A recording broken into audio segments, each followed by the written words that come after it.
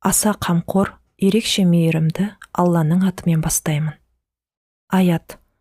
Ол, Алла тағала, күнді шуақ шашқан, жарық, алайды күннен нәр алған нұр етіп жаратты. Және жылдардың саны мен уақыттың есебін біліп жүрулерің үшін оған бір қатар кезеңдер межелеп қойды. Алла бұларды бостан-босқа емес, белгілі бір мақсатта ғана ақиқат һәм мызғымас жүйе негізінде жаратты. Хадис. Адам баласының көбі алданып қалатын екі нығмет бар. Олар денсаулық пен бос уақыт. Дұға.